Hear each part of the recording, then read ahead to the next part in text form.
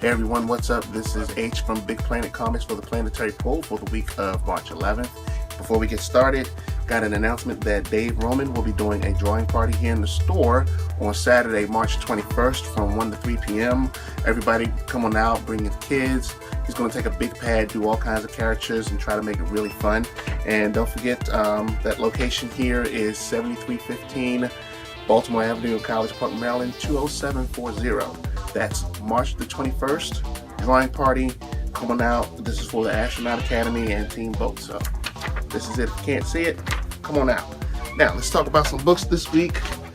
Had a lot of good stuff drop. First and foremost, Spider-Gwen number 2 is already out. And this particular issue was pretty good. We get to see what's going on with the Vulture and who's pulling his strings, as it were.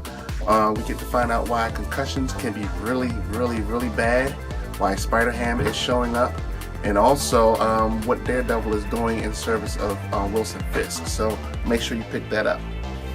Next book we got coming out this week, Spawn Resurrection number 1, and this is a one-shot. And Spawn gets to talk to God and find out what God has in store for him. Very good expositional book. A lot of explaining to Spawn what the plan is. As a matter of fact, I would say it's a pretty good book. If you haven't kept up with Spawn all these years, it really gives you a great overview of just what's going on in the Spawn universe, and we get to see what's going to wind up happening once Al Simmons gets put back into service. So definitely would recommend this if you are a new Spawn fan or if you're a returning Spawn fan. And tiny spoiler, they're already recommending that once you finish reading this book, when 251 drops, you pick it up from there. Last but not least, this week we got in Howard the Duck and a whole bunch of variants, and they're all fun. And Chip Zdarsky's doing this book. Freaking hilarious.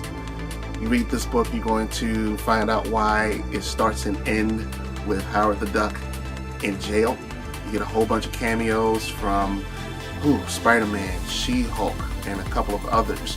You get to see just the kinetic energy that Chip Zdarsky can bring to a book. And I mean, you may have heard of him. He did this little book called Sex Criminals. So while you don't get the same kind of like tongue-in-cheek stuff in Sex Criminals, you still get a lot of good humor in this book. You get you get a lot of fantastic dialogue. I'm still reading this again to try to figure out what kind of voice I want to put into my head when I think about who's voicing Howard the Duck. It's like the only thing I can see is a Mel Blanc influence, but definitely worth your look tomorrow. So make sure you check them out. Again, you have many choices of variant covers to choose from. It's a good book, cannot afford to miss. Let's see what other books are coming out this week. You got Star Wars 3. You get to find out whether or not the rebels escaped the factory that they pretty much set on fire. Amazing Spider-Man and is fighting a character that looks similar to Savage Dragon.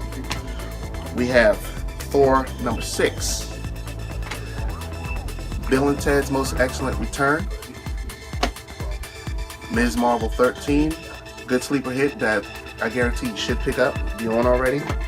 Oh yes, and DC has their movie covers going on this month. And speaking of Bill and Ted, you got Superman Action Comics doing the Bill and Ted Excellent Adventures. You have Green Lantern Corps. And also Justice League United. Pretty cover. Let's see, from Image, you have Alice Cott number 1, The Surface. From Valiant, you have Unity number 16. You have David Walker in issue number 4 of Shaft. And last but not least, 4 of 6 of Usagi Ohimbo, Senso. So those are our comic picks for the week.